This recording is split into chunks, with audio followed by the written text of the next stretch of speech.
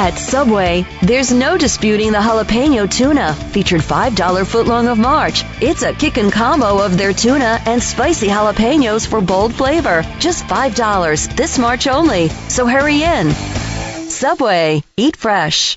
The BS Report is a free-flowing conversation that occasionally touches on mature subjects. First of all, This is the BS Report with Bill Simmons. it might be cool, I don't know. And if it's not, I don't The care. BS Report with Bill Simmons. Bill Simmons works for ESPN. He's also named the sports guy, and he writes a comical sports column. He must be a popular dude. The BS Report. It's got a real dirty sound, like a rusty steak knife cutting through a well-aged steak. Now. Here's Bill Simmons. Welcome to the BS Report, a rainy Monday here in Southern California. I did not move to Southern California for bad weather. This has been 3 straight days. Steve Kerr, this is not what I signed up for. What's going on here? Just wait a couple days. Everything will be fine.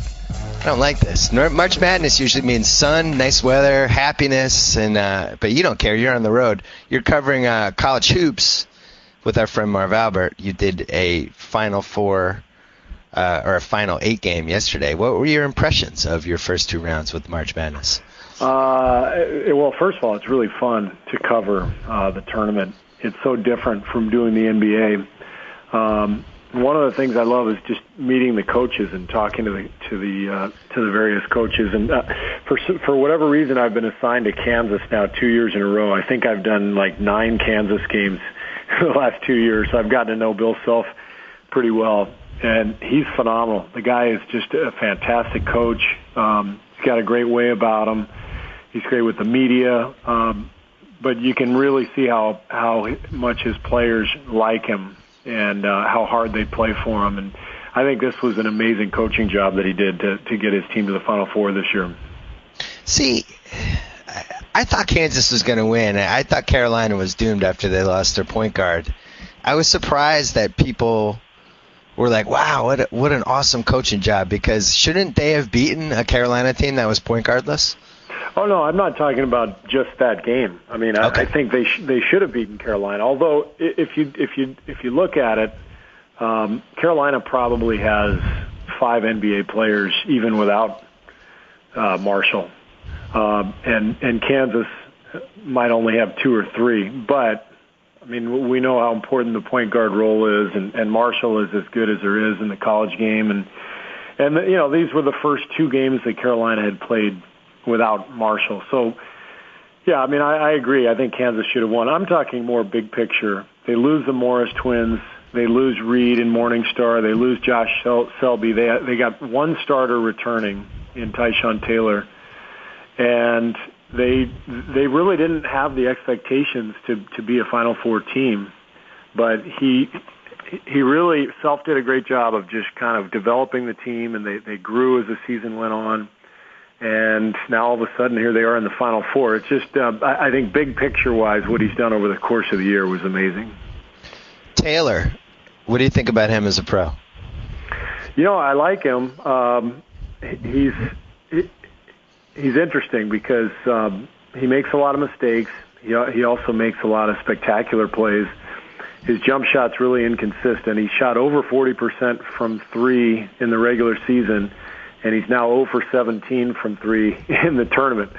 So He's kind of all over the map. But I think the size, the speed, the ball handling, I think he's got a chance to make it in the league. I don't see him as a starter, but I could see him as a role player, a backup point guard.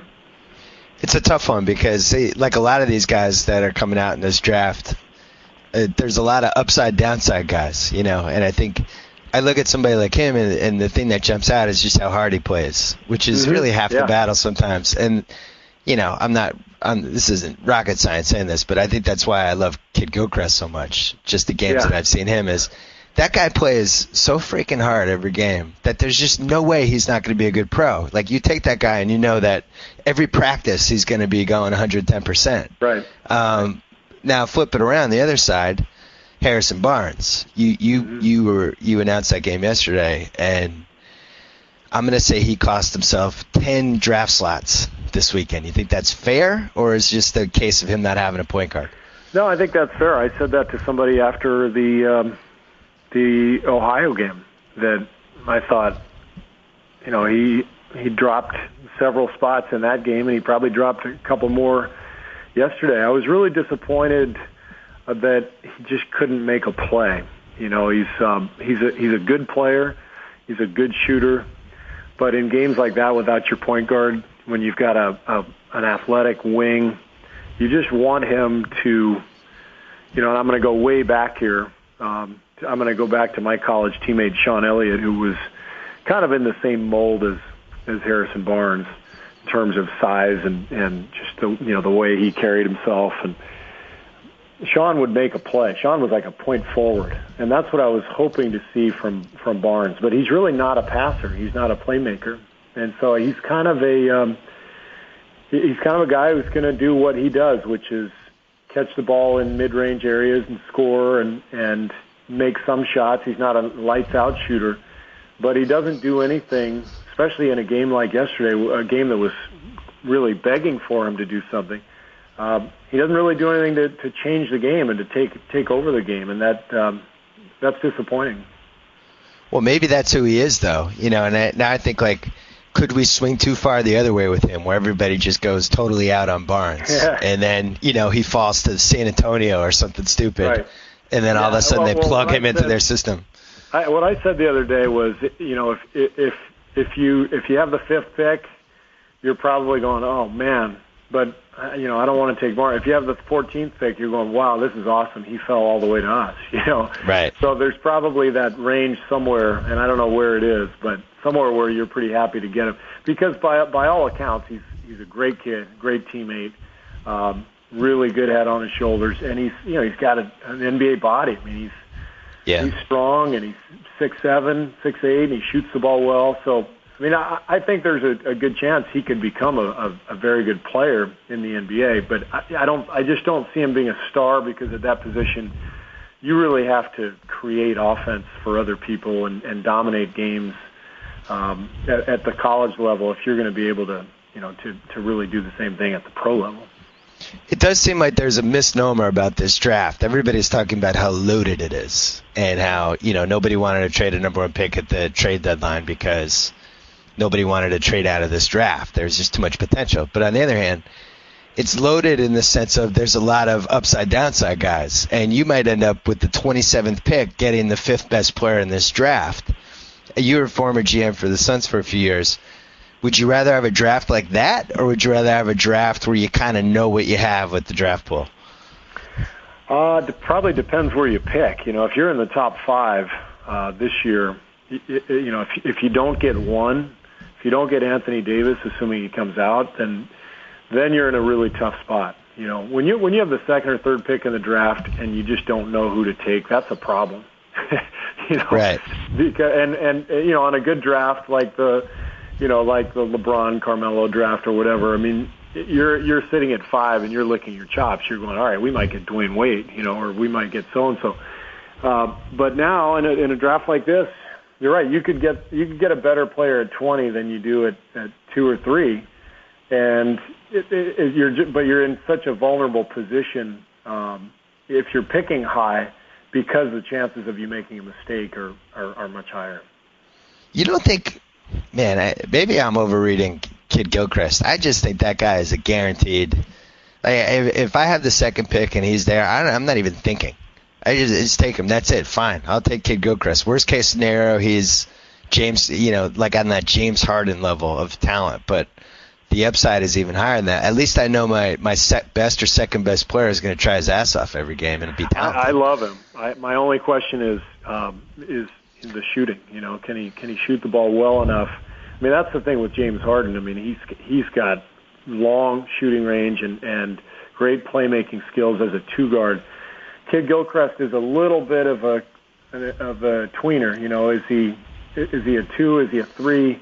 I love him because he plays so hard, and he handles the ball, and he does so many things to help you win. And I think he'll be a good pro, but I can't just look at him and say, okay, he's going to be a star. But I'll tell you one guy I really like, who I think could be undervalued a little bit, is Zeller for North Carolina. I agree. You just don't find guys who are 7 feet who can run and are bouncy. And yesterday he stepped out, like one of the first possessions of the game, he stepped out and knocked down a 20-footer like it was nothing. That's a 7-footer. Right. So I think he'll be a starting center in the NBA, a good one, and those are hard to come by. How'd you feel about Robinson?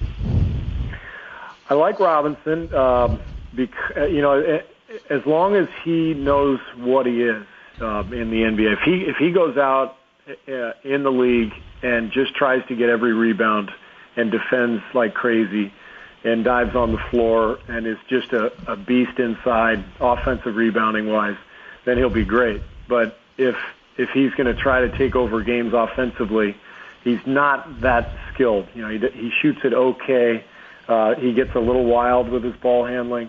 And that's part of the challenge for a lot of these college kids is, they all want to be stars and why wouldn't they? But sometimes you end up falling outside of what your role really should be. I think he's a high energy defensive or offensive rebounding menace who can really impose his will on the game. But I just hope he doesn't try to do too much.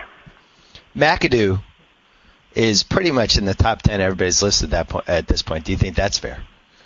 He's going to be good. I mean, when you watch him, just the size and the skill. He's a perfect example of a guy who 20 years ago would have stayed in college for at least 3 years, grown into a dominant player offensively because of the growth and the development. But now, who knows, maybe he goes pro and it's too early and you just don't know how he'll develop. But he would be a high pick if he came out right now. He's just too big and too skilled. Kendall Marshall?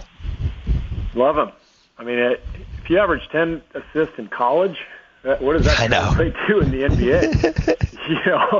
NBA? Great kid. He's got an NBA game, just the way he pushes the ball. And Roy Williams told us yesterday he's the best passer he's ever had at any school, Kansas or Carolina. Throws the ball ahead. He's not like a ball dominator, even though the ball usually ends up back in his hands. He's always anticipating what's coming next. I think he's going to be a really good pro. Austin Rivers, it looks like he's coming out, and I want to talk about this later, but there's a chance the Clippers might miss the playoffs, and if the Clippers pick falls in that 11 to 14 range, the Celtics can take it. And I mean, that's right where people think Austin Rivers is going to go. We have a chance here for a Doc Rivers Austin Rivers combo in Boston, which is insane. And obviously he's coming out a year too early. But you look at Austin Rivers. I sound like Mel Kiper Jr. You look at a guy like Austin Rivers, but you look at Austin Rivers, and he's got 2 elite NBA skills. He can get into the paint, and he can shoot from 25 feet. Should this guy fall out of the top 10? Well, I think he doesn't have the size to be a 2, at the elite level, and he doesn't really have point guard instincts. I look at him as like a guy I'd love to have off the bench playing 25 minutes, kind of a combo guard who I know can come in and score.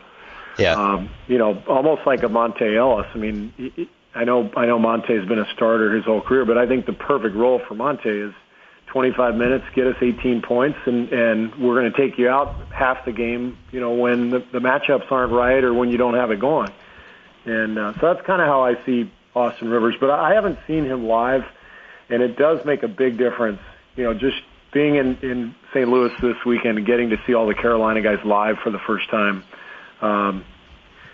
Actually, that's not true. I went to the aircraft carrier game, but that was a tough game to scout. Yeah, that was. But when you see guys live and up close for a couple days, you get a much better feel for them. So I'm not sure I have a great feel for Austin right now. I thought you were going to a place, but I'm glad you didn't, because now I get to make it my point. I always thought Monte Ellis would have been the greatest irrational confidence guy maybe in the history of the league. I think Austin Rivers could be an even better irrational confidence guy. Like, it does feel like you brought it up. His destiny could be that Jason Terry role on a contender where he just comes in, he's out, you just take him out. If he's in, you ride him. He can beat anybody in any game by himself, and that's it. And he always thinks he's one of the best guys on the floor, even though he might not be. Jason Maybe that's Terry what he is is. Actually a much better analogy than Monte Ellis. I love that analogy. I think size-wise they're similar. The shooting range and the confidence, just the ability to just think you're hot even when you're not. Right. That's a skill. That's a great trait to have, and that could be his niche. Sullinger is somebody that people seem to be a little bit torn on. I worry about in this day and age big guys who play below the rim, and I think there's been just mixed success with that. Where do you stand on Sullinger? I had a great debate with a couple of NBA guys over the weekend in St. Louis. Sullinger versus Thomas Robinson, and I think the vast majority of NBA people would take Robinson just because of the athleticism and the explosion. I kind of like Sullinger because he's more of a basketball player. He's a better passer. I think he's going to develop into a better shooter. He's actually made about 23s this year, I think. Yep. He has no lift. He can't score over the top of people down on the block, but he just knows what he's doing. And I don't know that he could ever shoot like Kevin Love, but Love was a similar college player at UCLA. I think he made 25 threes his 1 year there. Everything was below the rim. He just rooted people out and got offensive boards and ran like dribble handoffs with his guards on the perimeter. Sullinger's kind of similar to that. I don't think he'll ever shoot it like Love, but if he can develop a 20-footer and make it consistently, I think he could be a really good player in the right situation. And wouldn't it depend on who the guy next to him was? Like whether he's Totally. a 5 or a 4, it doesn't matter. But what's the ideal player to put next to him? I like, Tyson Chandler or somebody. I think Right. he would need a shot blocker next to him to help protect. And again, the key for Sullinger is if he can step outside and make a 20-footer and run pick and pop, and then have a big center next to him who's rolling to the rim. Because, the matchups change all the time in the NBA. So if he could step out and make that 20-footer and then turn around and if he's got a smaller guy on him, take him down in the post, because we've seen him just punish people down there too if he's got an advantage. Now he's versatile enough to where you can really use him. Kentucky, who I guess you have not seen in person during this tournament, correct? No, I did. I saw them at the end of the regular season. I did the Kentucky-Florida right. game in Gainesville. So, your classic, this is just how college basketball works now. You have these guys that they're either 1 year in or 2 years and they're out and stuff like that, and it's just so much turnover. At the same time, I've really enjoyed watching them play, and I do feel like they, even in this short time, have some sort of identity. You're a purist. You like the days of everyone stays 3-4 years. Do you appreciate this team? I love Kentucky, and I actually I really respect what Calipari has done there. He doesn't make any bones about what he's doing. He's kind of developed a niche where he's telling these guys, look, come to Kentucky, stay 1 year, and you'll be a top 5 pick. And I have no problem with that because that's what the rules are. Now, I'd like to see the rules change, but as long as the rules are what they are, I respect what Cal is doing. He's because those guys develop when they get there. They defend, they play hard, they play together.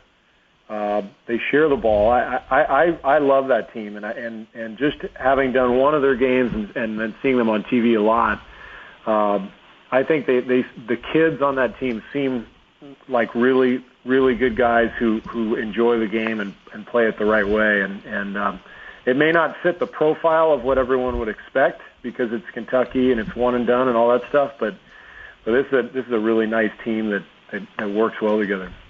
I kind of enjoy Calipari too, and it almost feels like embarrassing to say that because the default move is just to be like, oh man, he's part of the problem. This is why college basketball has changed so much because of guys like him. But hey man, those are the rules, and he plays the rules better than anybody and gets the best talent, and he competes every year.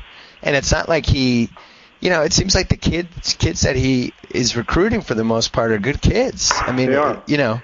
I don't feel like he's cheating the system or bastardizing it in any way. I like watching Kentucky. They seem like nice guys to me. Well, the other thing with Calipari is that he's the one guy who has really thought out the one and done stuff. Because when I did their game a couple weeks ago, I asked him about it, and he had such a great take on it. He said, "Look, the NBA, the way they can help is to incentivize kids to stay in school. If they want them to stay in school, obviously it's up to the union and the league. I mean, it's negotiated in the CBA, so that has to be the first thing. But he said, look, if you're the NBA and you want kids to stay, why not incentivize them to stay? Like maybe take a year off of their rookie contract obligation, or increase the slot on the number on the salary for a guy who stays 2 years or 3 years. Maybe it goes up for each year he stays in college.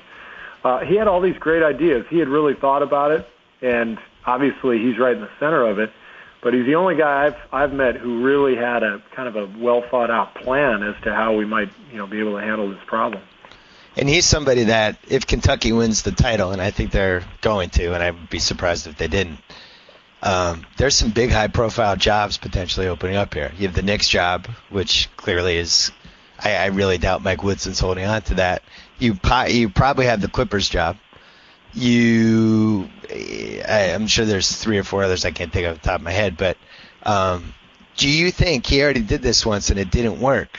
Knowing that what he knows now, do you think he could come into the NBA and do his thing? He could, but he could also fail miserably. I mean, he's found his niche right now at Kentucky, and he's got a machine going, and he makes a ton of money, and he's got a pretty good gig. So leaving that, I think, would be really dangerous. On the other hand, most of the college guys that I talk to are always very intrigued with the NBA. And, they don't have to deal with a lot of the stuff that they have to deal with at the college level in terms of recruiting and, the academics and the issues with parents and transfers and all kinds of stuff. So I think everybody's intrigued by it. I don't know. He didn't have much success in New Jersey, but he's been around the block a few times, and he's very well connected, and he gets his teams to play hard. So I think he'd have a chance for sure. Didn't succeed in New Jersey, but then you look at that and they were going. Yeah, I don't know if you read Peter Vessi's big New York Post piece about this, but they were leaning toward taking Kobe Bryant in 1996, and the GM went another direction. And then the Kerry Kittles, he got it. It's if you look back at that New Jersey thing, it is conceivable that he had some bad breaks, and that maybe had a couple breaks gone differently, he could have been a good NBA coach. I don't know. And I think you can say that about a lot of people. The True. NBA, if you don't get talent right away, and you lose and you're out of a job, then you may not get another chance. But what he's done is he's proven over the long haul that he can coach. I know it's different at the college level, but what is the same is connecting with your players on an emotional level and getting them to play hard, and he's done that really well. Well, I know coaching's something that you've been putting a lot of thought into recently about whether you'd want to do it, whether you'd want to do the hours and the traveling, all that stuff. When you look at college versus pro is obviously a game that you know better than college just because you've been in it for the last 20 years. But what would be the appeal of going to a college? I think the appeal at the college level is the connection with your players at an age when they're really growing from boys into men, and you have a chance to have a real impact on them. I mean, I just think back to what Lute Olson meant to me in my life and a lot of my teammates. I mean, that's a pretty profound impact that you can have on someone's life, that more so than I think at the NBA level. So I think that part is appealing. The college game itself is the atmosphere at those games is awesome, and especially in the tournament. Obviously, it's a different feel. Just the alumni and the bands and the cheerleaders and it's just it's a different feel. It's a whole different level. Now there's a lot of negatives for sure. The recruiting aspect, guys leaving, a lot of things that can go wrong. But I don't know. It's intriguing, but I still feel much more like an NBA person. I've been connected to the league now for so long. That's where I really feel like I have the most expertise. So I think if I coach, which I might someday, then I would probably lean towards trying to do it in the NBA. Well, you played for Popovich and you played for Phil Jackson. Do you think those guys could have been just as successful as college coaches? Oh, yeah. I think so, especially Popovich. I think Phil would have had a really hard time recruiting. Because he's too honest. Yeah. Can you imagine Phil out on the AAU trail chasing players and talking to moms?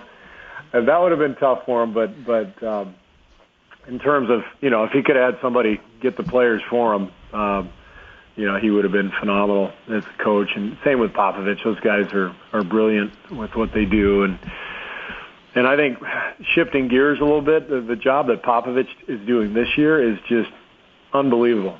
It's shocking that they are where they are, given where that franchise is, kind of with the age of Duncan and the injury to Ginobili and all the turnover in the roster, and the change in philosophy of the way they're playing. Yeah, so that's a great team to watch. Yeah, the way they're playing this year does make you think, like looking back to last spring, if they just had bad luck getting the Grizzlies when they got them, and they could have played the whole playoffs and not even run into that Grizzlies team, and maybe they would have been the Mavs instead of the Mavs. Yeah. I think this year is very similar. Yeah, we always talk about it. I mean, matchups are everything. Bill Self had a great comment the other day. When I was talking to him, I asked him, because Bill is really close with R.C. Buford, and we started talking about the Spurs, and Bill said, the fact that they lost in the first round last year tells me that Popovich was a phenomenal coach just to get them to the 1 seed in the first place.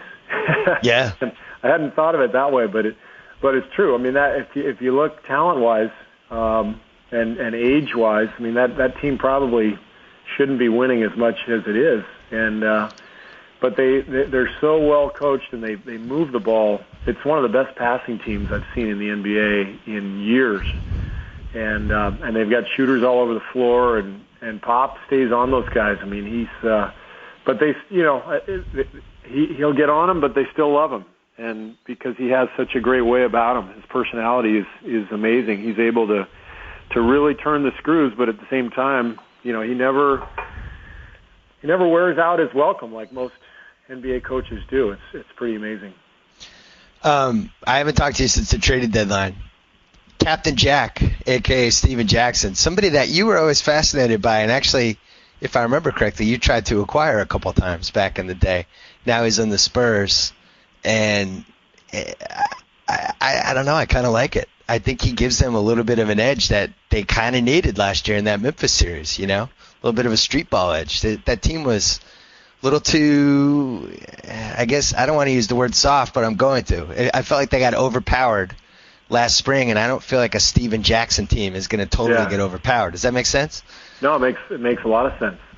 We were teammates in 2003 when we won the title, and he hit all the big shots in the playoff run that year. The guy's fearless, and he's at the stage of his career where things are winding down, but he's got something to prove. And he's Pop is already familiar with him, obviously, as is Tim and Manu and Tony. So I think it's a great fit. It was also a great trade financially, just to shave off a year, because they saved a year.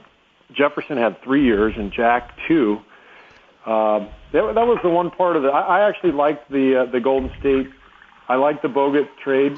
I didn't understand the second part of it. I would have just kept Jackson and not done the Jefferson trade. But with that said, I thought it was a great move for the Spurs. Or do the thing where you just tell Jackson to stay away and eventually work a buyout out with him because those guys get frustrated because they want to play. This year and next, Yeah. And if you were worried about him, then at least let him be a problem first before you kick him out of there. Warriors aren't going anywhere this year, so there's I don't know what they were concerned about. But it is interesting. I thought that's what made Daryl's trade for Houston for Fisher so interesting. He was the only GM who looked at that and said, if I trade for Derek Fisher, he's going to want to get bought out because he's at the stage of his career where he's going to want to be on one of the 5 teams that have a chance. And maybe there's a chance he'll want to get bought out, and then I basically pick up a free number 1 pick and get rid of him anyway. And that's exactly what happened. He ended up going to Oklahoma City. I'm always surprised when teams don't do that more often. It seems like a creative way to get a pick. Yeah, no, it is for sure. And of course, Golden State did get a first from the Spurs in that Jefferson-Jackson deal, so I'm sure that's why they did it. And their first is more than likely going to, I think, is it New Jersey or Utah? I think it goes to Utah. If it's not in the top 7, anyway, they get to keep it, or they lose it. Protected to 7. Yeah, they lose to it. 7. Yeah. Yeah. And right now, I think they would be picking around 10th or 11th. So chances are they're going to lose their first-round pick, and I think they wanted to get back in the draft, and that's why they made that move for Jefferson to get the Spurs pick. I wrote about the tortured history of the Warriors last week, and culminating in Monday when they booed the owner on Chris Mullin night. How did you feel just watching that from afar? Well, first of all, I know Joe Lacob, the owner, from actually we met each other like 15 years ago, kind of through a mutual friend. We went on a golf trip together, and I've gotten to know him pretty well. I love that franchise. The Warriors have always been one of my favorite franchises, despite the lack of success. The fan base is amazing. Such a great city to visit, and they've always had just that brand. I guess that maybe is a remnant of the Rick Barry championship year and those cool uniforms. But I don't know. I love the Warriors, and I've always wanted them to really turn it around. And Lacob is doing everything possible to do so. He's not afraid to spend his money, and he's hired some wonderful people in that organization. I worked with Rick Welts in Phoenix, who's the president on the business side. Rick is fantastic.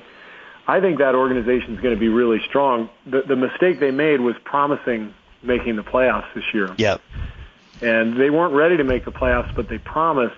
And when you make a promise like that, you kind of set yourself up for a moment like the other night when you've traded your best player and the guy you got back is still hurt and your team's losing.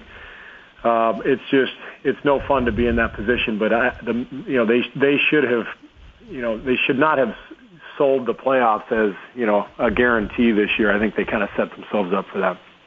How many times do we have to see a new ownership take over an NBA team and make the classic mistake of, no, we're going to be good right now. Oh, no, we're thinking playoffs. And instead of just, taking your time and really trying to build something, it seems like this is a trap. I saw it in Boston with Wick. I saw it in Phoenix with Sarver. I saw it in Golden State with Lacob. Like, it just seems like Cleveland with Dan Gilbert. Over and over again, these guys want immediate satisfaction over really looking big picture and going, all right, what's the best course for us to compete in the finals 6 years from now? And really, Presti seems to be the only one in the last few years who really sold his owners on, this is exactly how I think we should do this, and they listened to him.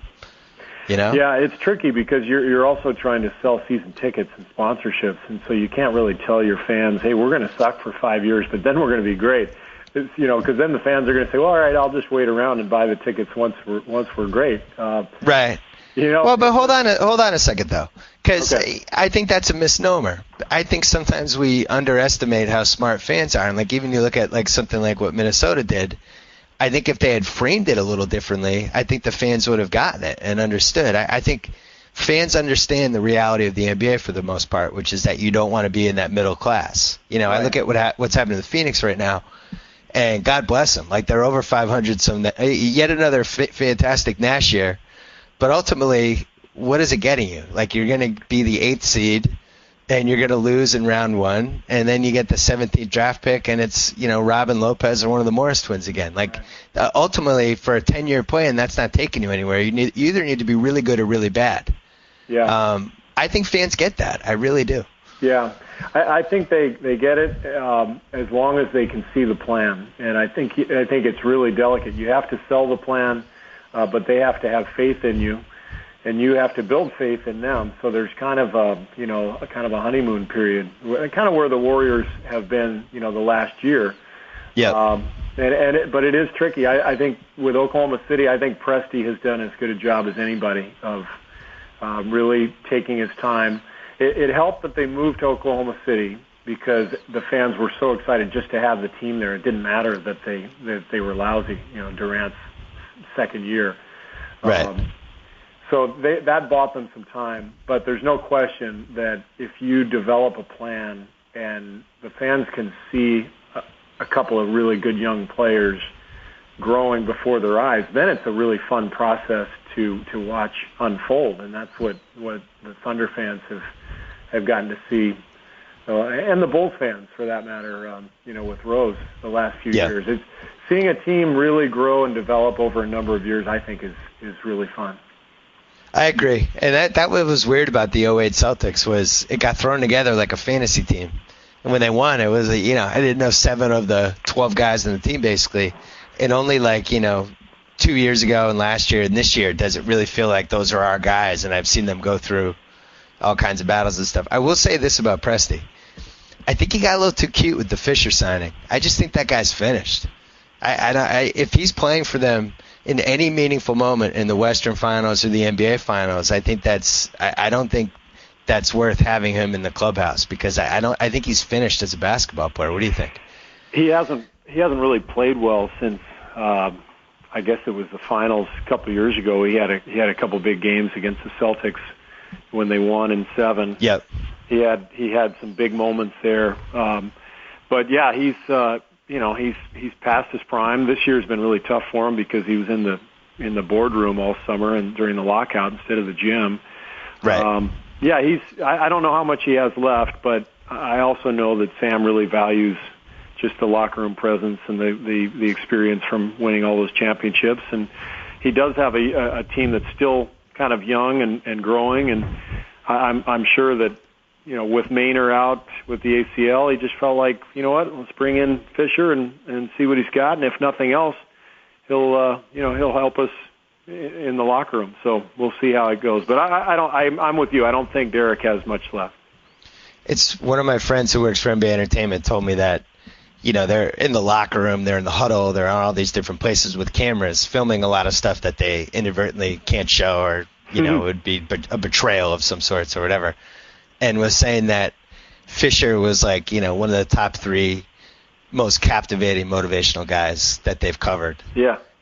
And just there's a presence with him. And anybody who's seen, the raw footage of what he did in Game 7 of 2010, the finals, when he really kind of brought Kobe back in from – Kobe was headed toward the abyss there. He was shooting with 2 guys on him. I think he was 3 for 17 at one point. He was shooting them out of the title. And supposedly Fisher just single-handedly corralled him and got him back on that page. Yeah.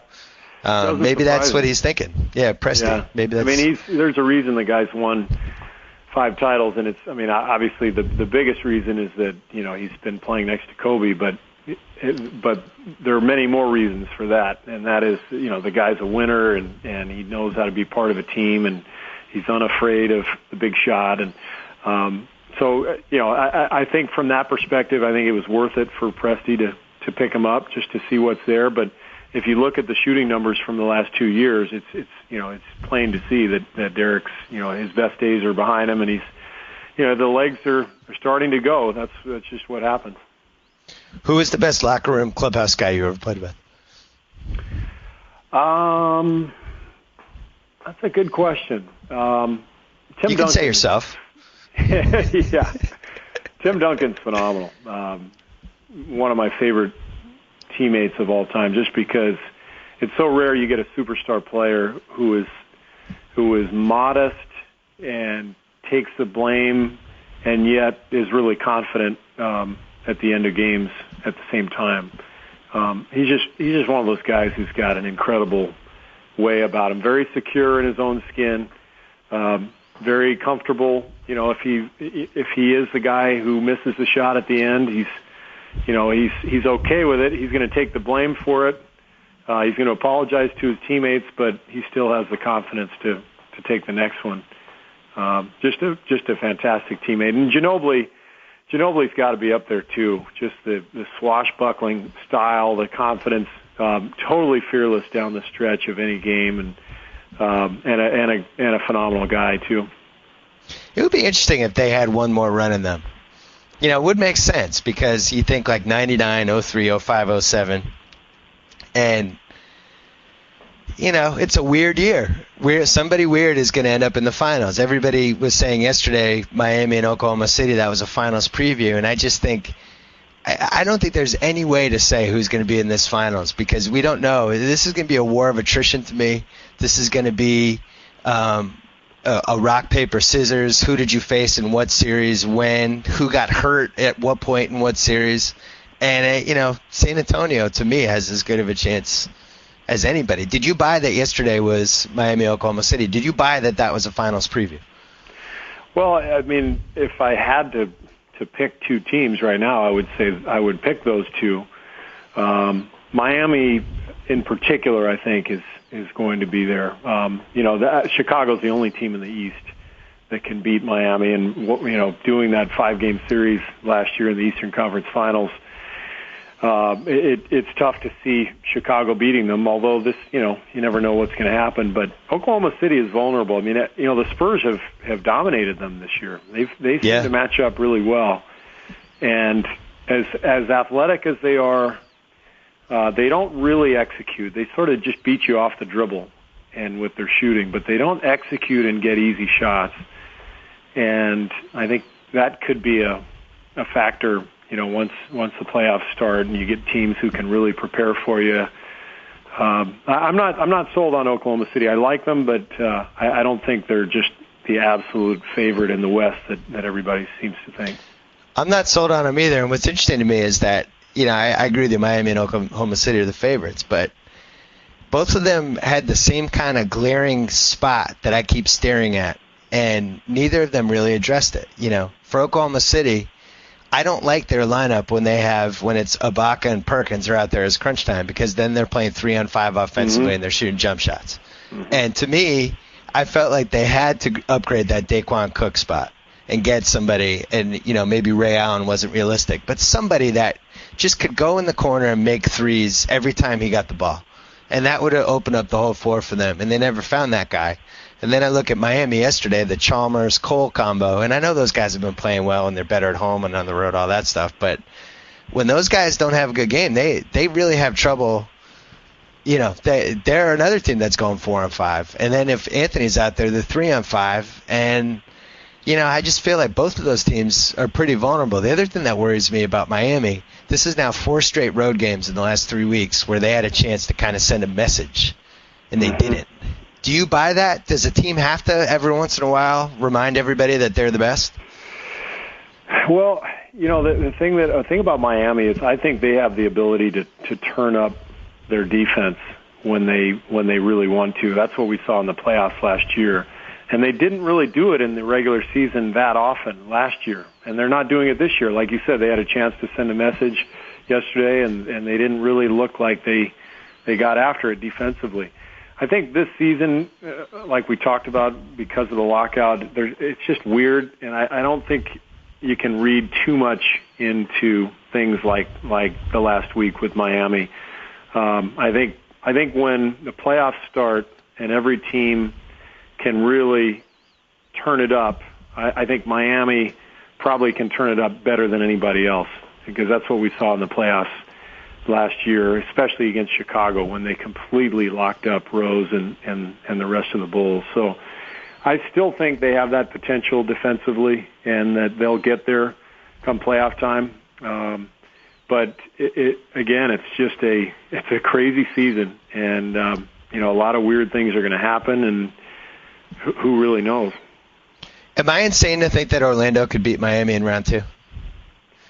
I have a really hard time seeing that, just because of the lack of speed on the wings. I think Orlando is really vulnerable defensively at the 2 and the 3, and that's obviously Miami's strength. So I think that would be a monumental upset for me. Monumental? Wow. Yeah, I think Orlando is one of those teams that's really good over the course of the season, beating the teams they're supposed to beat. Dwight Howard's so good defensively, and they're going to shoot the ball well from 3, and they're going to win their share of games. But in a 7-game series against Miami, I would be shocked if Orlando beat them. Here's the recipe. So Dwight has 7-game series. You need to win 4, obviously. Dwight has two insane games. Like, he has like the 31-23 and he has the 33-20 with 7 blocks and just single-handedly wins 2 games, which we both agree he could do, correct? Yeah. All right, so now they have to win 2 more games.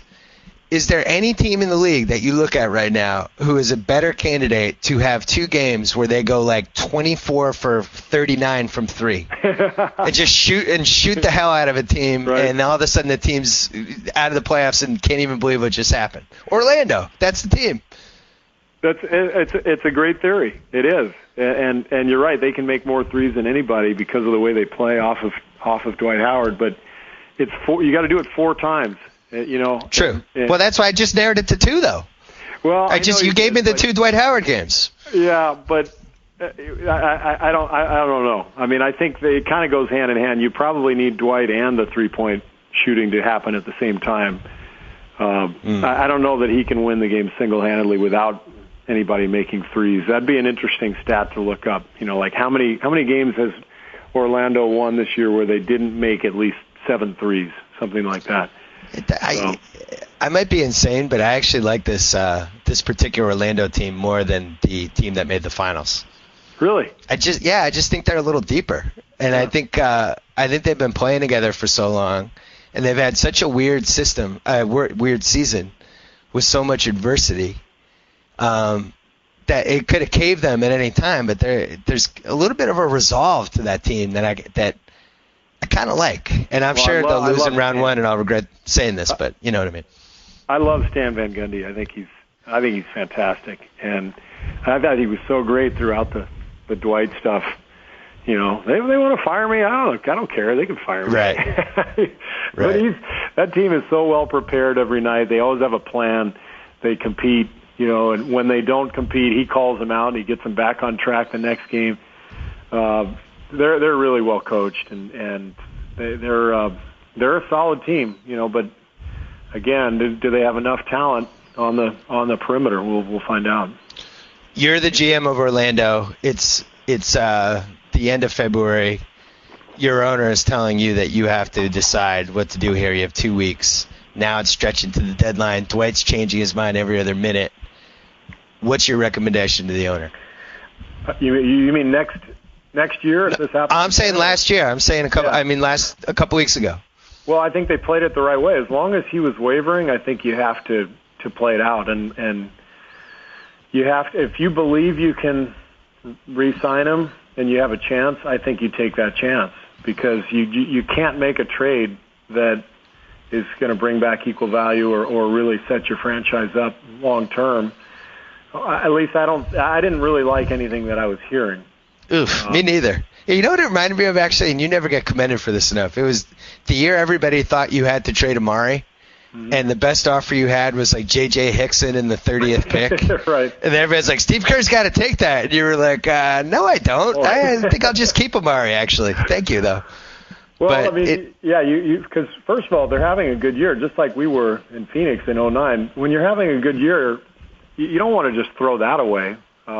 Because the whole point is to try to win a championship. If you have a chance, then you go for it, and you live with everything else later. Unless you have a great deal that you feel is like a franchise-changing thing where, you can set up the next decade. But that wasn't there. Even like the New Jersey stuff. I mean, okay, you get Brook Lopez and you get 3 firsts, but how are those firsts going to be if Dwight Howard is playing with Deron Williams in New Jersey? So, and maybe one of them came from another team or whatever, but okay, so you get 2 picks that are like 25.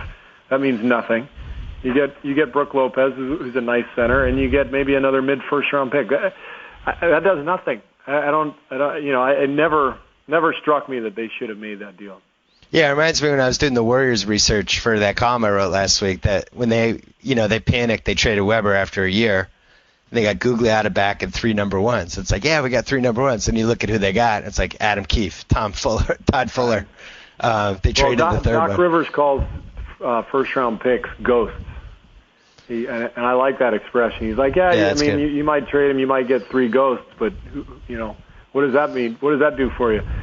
The only way a trade like that really works well is if the pick is unprotected and there's a lousy team and you get lucky in the lottery, and that's really rare.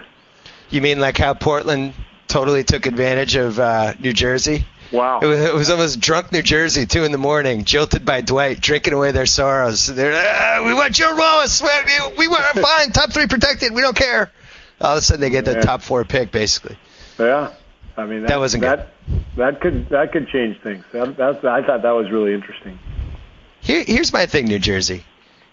I'm almost positive Portland will trade Gerald Wallace to you in June for that same pick. So just keep the pick and make sure it's not in the top, not the 4th overall. Yeah. That was the part I didn't get about that. Well, were they trying to keep Darren Williams happy? Listen, I don't. All due respect to Gerald Wallace, but I'm not sure that's keeping Darren Williams happy. Gerald Wallace not enough to make you happy. He's the 3rd best player in an under 500 team. It's like, hey, look at what we got, Darren Williams. You know what was interesting though? I look at like the Clippers, and a month ago you would have said Blake and DeAndre for Dwight Howard. Please stay. We're hanging up. No way.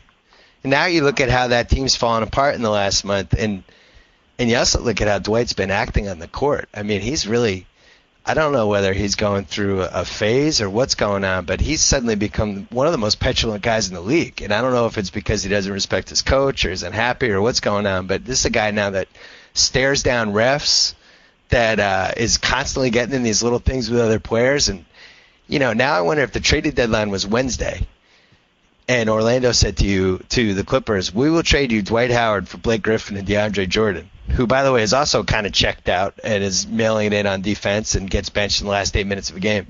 I think the Clippers make that trade. Yeah, probably depends on whether Dwight would sign an extension. But, if he would do a 5-year extension, then probably almost anybody would trade anything for Dwight. But I don't know. Yeah, I would think. I love Blake Griffin, and I love just his future. And I know he's frustrated right now. I think the whole team is frustrated. But I think just how hard he plays and who he is as a human being and his potential for growth, as great as he is now, I think he can get even better. I don't know. I'd love to be the Clippers and just have that guy as my cornerstone, and hopefully Paul too over the next 6-8 years. I think they're going to do fine. I've gone to a lot of Clips games this year. I thought Blake was. I did my trade value column about 4 weeks ago, 3-4 weeks ago. I had him as number 5 untradeable, and the theory was that if the Orlando offered Dwight Howard for Blake straight up, I would say no. Mm-hmm. Now I'm not so sure. On the other hand, Blake's had 2 pretty bizarre coaching situations here. Now you have Del Negro, who I think they wanted to get rid of last week. They couldn't find a replacement for him. They basically told him he's a lame duck. Have you ever been on a team that had a lame duck coach that was leaving at the end of the year? The only one I can think of is I played for Orlando for about 3 months, and Matt Kukas was the coach, and Shaq was a rookie. And there was, I don't even remember if there were rumors, but it just felt like with, the Shaq was kind of where Blake Griffin is now, early in his career. And so I just remember people kind of saying things like, the Magic need Chuck Daly, or they need somebody to come in here and coach Shaq. So, but that was the only team. I was lucky. I played on teams that were really stable, so I never really went through that much. Yeah, well, it's certainly a crazy time, because you think like 3 months ago, everyone thought Blake and Chris were the new Karl Malone and John Stockton or whatever, and now you're looking at the situation. They really might miss the playoffs. They have to figure out a contract extension with him this summer. Chris becomes a free agent the summer after that, and I went from thinking this was a mortal lock, these guys were going to spend the decade together, to now not knowing what's going on here. Pretty crazy. This has been a crazy season. I think this has been the craziest season I've followed as a fan, just in general. Well, just too many games and too little practice time, for sure. And so it's harder for trends to develop and teams to sort of find their identity, and so teams are scrambling. And the ones with the continuity, Oklahoma City and San Antonio and Miami and Chicago, I mean, they're surviving. They're figuring it out. But pretty much everybody else, even teams like the Lakers and Dallas, are struggling, and the Clippers are right in the middle of that. But if you look at it realistically, they're right there with the Lakers and Dallas and Memphis, same record. It's just that that the team has underachieved according to the expectations that we all had at the beginning of the season, and so who knows what happens from here. Do you have a dark horse? Do you have a sleeper? Do you have a team you're following that you're thinking in your back of your head, watch these guys. We could see something happen there. Well, I know you love Memphis. I do. And you told me that a month ago before they really turned it on. I like Memphis a lot. I thought they were the better team against Oklahoma City in that finals, that conference semis last year. They lost in 7, but they looked like the better team execution-wise. The thing that worries me about Memphis is their outside shooting. They're one of the worst three-point shooting teams in the league, and I think that makes them a little easier to defend come playoff time. But the sleepers for me are still Lakers, Dallas, maybe even Denver if they can get healthy. This is the teams that have had some success. Lakers and Dallas in particular. I mean, Lakers have. The Sessions trade was fantastic. That's a huge help for them. Dallas, if they get healthy, just with their experience and their shooting and their coaching, those teams are the ones that jump out at me. Sessions really has been interesting to watch in the Lakers because it's been so long since they had a point guard who could create a play. It's almost is going to take them 4 weeks to adjust because of all the bad habits everybody in that team's developed just from not relying on a point guard. Yeah. Something interesting happened in that. Oh, I'm sorry, go ahead. No, I was just going to say, and they've been a triangle team in the last decade where they didn't need a point guard, but now they're running a more conventional offense, and they desperately needed a point guard. And I watched some of that game last night in the airport, the Memphis Laker game, and even though they were losing, I was just watching how smooth Sessions ran the break and found the right people, and they should be better. They should be a lot better as he gets more comfortable there. Yeah, and I remember, I think you did the Celtics-Lakers game that was in Boston, right? Didn't you do that one? Yeah. And that was the night that I realized that even though they had a 3-man team, the Lakers were still going to be tough in the playoffs because if it's an 85-83 type game and it slows down and every possession means something, they're actually kind of built for that, and that's why they can't be discounted, unfortunately. They got 3 of the top 20 players in the entire league, so and now they just added a really good point guard. They're scary. I mean, I wouldn't want to play them in the playoffs. I will say, wrapping up on this Memphis thing, they did something yesterday that I was kind of begging for them to do. They brought Zebo off the bench. Now, I had floated this theory out to some people who I know who follow the league or in the league or whatever, and everybody said there's no way. He doesn't want to come off the bench. He's Zach Randolph. He feels like he's the best guy on the team. That's what makes him Zach Randolph, for better or worse. But they played better with him coming off the bench. And when you think about it, nobody has big guys on the bench who can handle Zach Randolph. I mean, if they could ever teach him to just say, hey, look, you're going to come in 8 minutes into the first quarter and the third quarter, and you're going to own the next 8 minutes of the game, and then you're going to play crunch time, they could really dominate. I mean, the Celtics, I have no idea who would even – Ryan Hollins is going to guard Zach Randolph in the second quarter. This is something where they could have a real advantage if they wanted to, but they have to sell him on having it make sense for him. But, man, nobody has anything remotely approaching Zach Randolph coming off the bench. No, it's a good point. I don't really worry about Zach, in terms of accepting his role. He's actually a really good guy and a good teammate. I know he had his problems early in his career. I played with him in Portland, and he was just a baby coming into the league. He didn't know anything that was going on. Yeah. But I think he's a good teammate. I think he's really grown and developed. I don't think he'll have any problem coming off the bench. The concern for me is more just strategically because they got really comfortable playing without him. And he's a guy who needs the ball a lot. And so that changes the equation for Lionel Hollins just in terms of how the game is played and rotations and matchups, but that's a pretty good weapon to bring off the bench. For Here's what I do: I take Zebo out to dinner, and I say to him, "Hey Zebo, we're a little worried about this torn MCL. It's still healing. I know it feels good, but we really want to limit your minutes to 25 minutes a game. Get you ready for the playoffs. We're going to bring you in off the bench, and you're just going to destroy anybody else's backup big men. And you're going to score like 15 points in 8 minutes each half. You're going to love it. It's going to be great. Your knee will be fine. This is going to work. It's going to make us better. And I think maybe he buys in. I love it. But I would beware of the Grizzlies. I would not want to see them. If I'm Oklahoma City and there's a chance that Memphis might be the 8th seed, I am terrified. That is not the team I want to see in the first round. And they can pound you inside, and you know they've got a center who can really pass from the high post. They got a guy, you know, with Rudy Gay who can create a shot at the end of a game and out of nothing.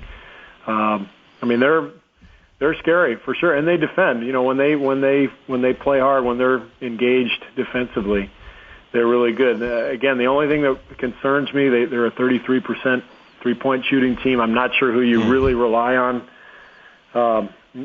other than maybe Gay. And you know, Mayo has gotten better as the season has gone on as well. But three-point shooting is a pretty big deal in the playoffs. Well, it's going to be fun. What's your next game? I'm doing the Final Four this weekend with Jim Nance and Clark Kellogg. Look at you! I didn't know that. Yeah, fantastic. I did it last year. You know, with this new Turner CBS collaboration. I forgot that. Yeah, so I'm doing it again this year, and then jump right back onto the NBA side. I think I'm in Chicago like next Thursday. So kind of a crazy, busy time, but a lot of fun. All these games are great. I don't know if you're aware of this, but the Final Four is in New Orleans this year, which is a city that it's a city that has been known to maybe be fun after midnight. Well, so be careful. Yeah, and I texted you earlier, and I said, "Are you going to be in New Orleans for the Final Four?" And you said, "No, I have my fantasy baseball draft." Hey, listen, we all have priorities. I know, but I realized at that point that you have more problems than I realized. Oh, it took you that for you to realize that I have more problems? It's New Orleans, for God's sakes. This is the Final Four. I mean, tell your baseball nerd buddies that you can wait like 4 days. Listen, it's a 10-hour draft, and it's been planned meticulously in advance. And we have a minor league draft and everything. It's going to be fun, though. And then I think we have a month left until the NBA playoffs, or maybe less than a month. When does the NBA playoffs start? They start late April? this year, around the 27th of April or something like that. All right. Please come back before the playoffs, and we can break it down. We'll do it. Steve Kerr, thank you. Thanks, Bill. So I get to sign off. Whoa! Thank you for downloading the BS Report with Bill Simmons. Too much fun. Check out more podcasts at the iTunes Music Store or at Podcenter at ESPNRadio.com. Peace out. The BS report is over, so you'll have to find some other way to occupy your time. Perhaps our good friend Blake Griffin has a suggestion.